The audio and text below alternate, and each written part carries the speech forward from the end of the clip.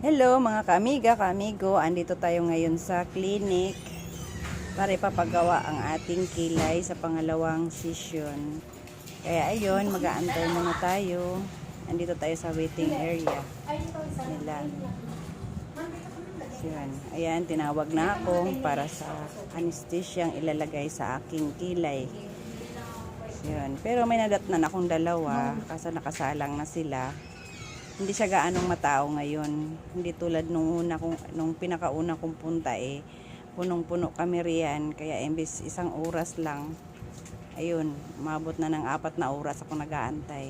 Ayan, nilagyan na ako ng net, tapos nilalagay na rin yung gamot. Kasi hindi ka basta-basta isasalang ka agad. Balik mag-aantay ka muna para tatalab yung gamot na ilagay sa kilay. Ayan, kaya dinamihan nila paglagay para pag ginawa na yung kilay mo, hindi ka masasaktan. Kumbaga parang namamanhid na siya. Yan.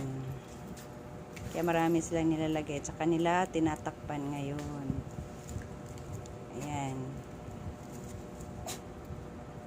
So dapat nga nung 17 pa to siya. Kaso lang, puno na daw yung slot nila. Kaya nirepair ako ngayong 21. Kasi wala gaanong nagpabook. So, ayan, mag-aantay tayo riyan. Matapos yung dalawa. Kasi dalawa lang din yung gumagawa. So, ayan, dito po. Dito pala ako nagpagawa lagi. Kumbaga, may magdadalawang taon na. Magdadalawang taon na ako nagpapagawa rito. Magaling silang gumawa. Tsaka pabalik-balik talaga yung yung nagpapagawa din. Kasi yan, wala ganong tao. Konti lang kami ngayon. Kaya mabilis ako matapos nito mamaya. So, bali, ang pinapagawa ko ay ito. Yan, nag-maintain sa aking kilay yung 6D. 2 taon na ginagamit ko yan. Yan. Ito yung pangalawa, medyo mahal tong combo. Ito yan kasi yung pinakauna, yung 6D, yung medyo mababa. Tsaka marami din silang ginagawa, hindi lang pagkikilay lang. Ayan, pwede sa labi. Lips micro. Tsaka yung top liner. Yan, ginagawa din nila yan. Yan. Yan, dermapin. Yan, ginagawa din nila yan. Ayan. Yan, pero lahat yan, hindi ko pa yan nasubukan. Kumbaga, kilay lang yung pinapagawa ko sa kanila. Kasi alam nyo na, kilay is life. Hirap nang wala tayong kilay. Bubuhay pa rin natin. Hi ka muna. Ayan na. Uumpisahan na ako. Pinapahay ko pa itong isa. Gagawa sa akin. Siya talaga humahawak sa akin. Magdadalawang taon na siyang gumagawa ng aking kilay. Ayan. Tatanggalin na niya ngayon yung aking anesthesia. Sa aking kilay. na naman tayo. Tanggalin na niya yan kasi uumpisahan niya. Pero meron pa naman akong kilay, hindi pa naman siya buradong-burado. Gusto lang kailangan daw kasi yan susundan sa pangalawang session. Dapat 3 buwan nangyari, naging 4 na buwan na siya bago ko pinagawa ulit.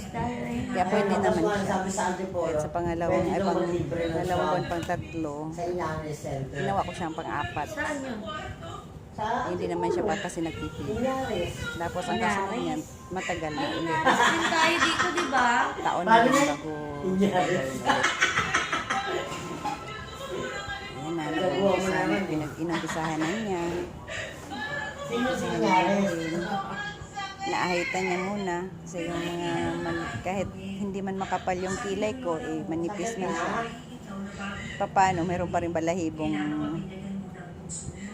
natubo, kaya yun, tinatanggal niya muna yung mga maliliit na balahibo. Ayan. Tsaka itong clinic naman na ito, hindi naman to kalayuan ito sa amin. Kumbaga malapit lang, pwede nga lang din siyang lakarin. Sa Kapasigan lang naman to. Sa 2nd floor, kaya hindi siya gaanong malayo dito sa akin. Ang tinitirahan. Kaya yan, inaahit-ahitan niya muna bago niya gagawin yung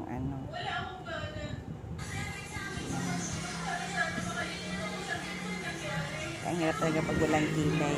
wala naman talaga akong kilay. Kumbaga sobrang nipis din kasi ng aking kilay. Kaya may na-discovery hanggang nito. Kaya hindi naman siya kamahalan.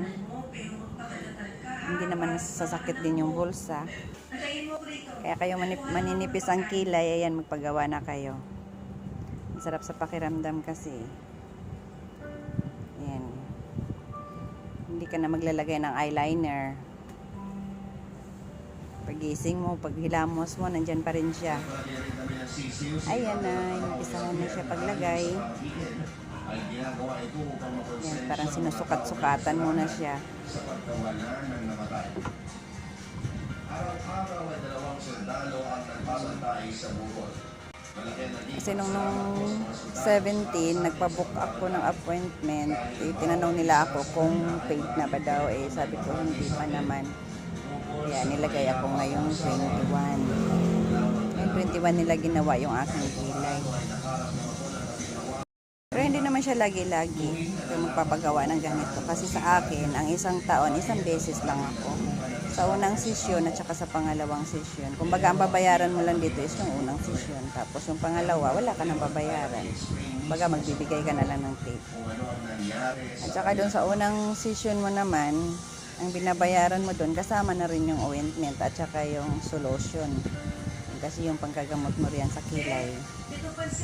At saka wala ka nararamdaman kasi mayroon silang nilagay na anesthesia. Siguro kung wala silang nilagay na anesthesia, maramdaman mo siguro yun. Kasi ako naramdaman ko to pag uwi ko ng bahay, so wala na siguro anesthesia yun. Naramdaman ko yung panghahapdi konti.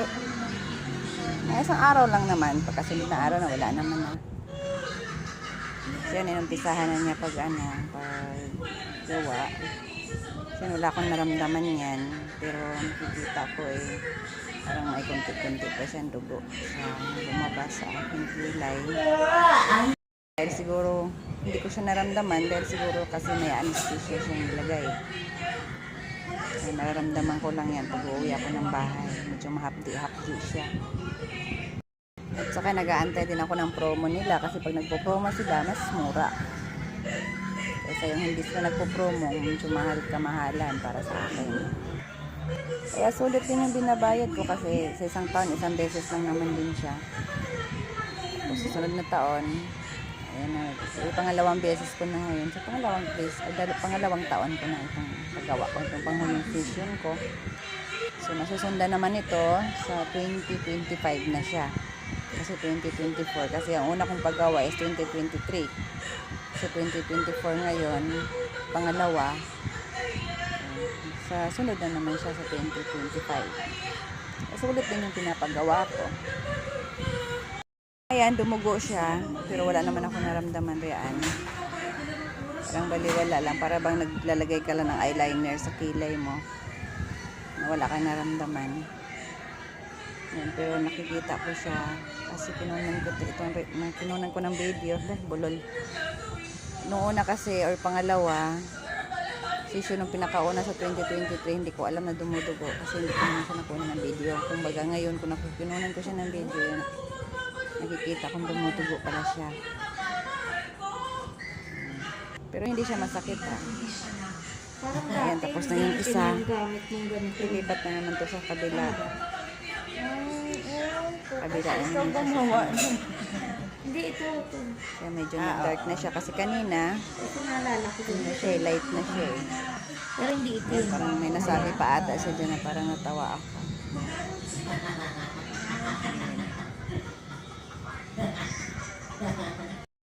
Kaya yung mga kasabayan ko noon, sabi nila masakit daw sa ibang gumagawa daw niyan, naramdaman din nila sakit.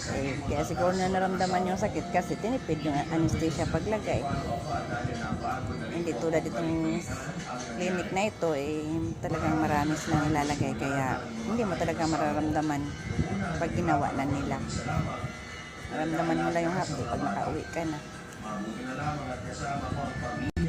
Kumbaga, yung time na yan, ako na lang mag-isa kasi tapos na yung dalawa, makaalis na. Yung dalawa lang naman silang gumagawa. Ako yung panghuli kasi ako yung huling dumating. First come, first serve. Ayun, ginawa na itong pangalawa kong kilay. Ayan, medyo malapit na akong matapos niyan. Kasi tapos na itong sa kabila. Ito na lang kabila itong ginagawa. Tapos yun. Kaya pag tinitingnan mo, akala mo masakit eh. Kasi dumudugo siya eh.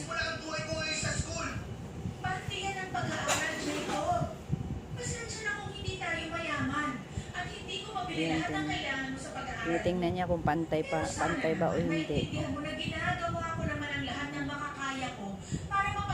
Saka masarap sa pakiramdam. May kilay ano. Kaya tawag niya yung kilay is life.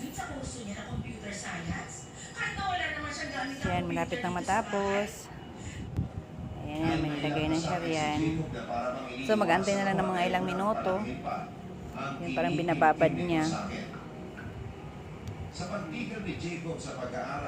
Akala mo, yun na yung kilay mo, yan o. Para ka na si Piti Lupea. Ano kaya siguro kung ganyan ang kilay mo, no? Kung nagpapagawa ka nga para gumanda eh. Ayan na, tinanggal na niya yung kanyang binabad. Yan, punas-punas. Dahil sa lumalaking problema Yan, ang ganda na ng kalabasan. Kung magtago para lamang umiwas sa mga taong naniningil sa akin. Dumating pa nga sa puntong sa eskwelahan na mismo ako pinupuntahan para Yan, binawasan pa niya ng konting balahibo. Siguro may nakikita pa siyang balahibo. Nakausli, kaya tinanggal din niya. Yung balahibo sa kilay. Ayan na siya. Tapos na. Kamera ako dito. Diba? Naging dark na siya, oh. Tapos ang ganda na niya. Yes, tignan ko lang. Kumusta na ang maganda kong kaibigan? O, diba? Napatalo ka! Agagaling ko Ang lang ganda na ng kilay. Ayoko munang umuwi sa Ang ganda na ng kilay ni Inday. Tapos ngayon, ayan na, pinahiran niya na ng cream. Yung nilagay niya ng cream, yun din yung cream na binili ko din sa kanila. Para siyang petroleum jelly. Napahid niya sa aking kilay. Tinanong ko pa nga sir yan kung petroleum jelly ba yan. Sabi niya hindi daw. Pwede daw yun sa mga tato, pero sa kilay hindi daw pwede yun. Pwede yun sa ganito. Kasi mas matapang daw yun eh. Sila daw ang gumagawa ng Permanent ang tattoo. Pero dito sa nila para sa sa kilay. semi-permanent, hindi siya pwede. Solution at saka yung cream. nakikipagtagpuntaguan sa mga So, yan, naniningil konting ng punas-punas. Ayan na. Tapos na. Kilay ka na. Tinanggal na niya yung net. Si Jasmine, naghahanap ng kumpanyang Kasi pag-OJT-han. tapos na ako. Si Jana gusto mag-shift ng course. Ayan. Mabuti pa yung bunso. Nais pa niya yung aking ano. Ayan na. Ayan yung pangalan ng aking pinapagawaan ng kilay na nasa likuran ko. Ayan, palabas na ako ng clinic niyan. Pauwi na ako. Nag-aantay na yung aking mga alaga sa akin. Pero mabilis lang siya kasi konti lang kami ngayon. Hindi siya punong-puno. Pababa na ako ng hagdanan kasi sa second floor yan eh. Sa second floor.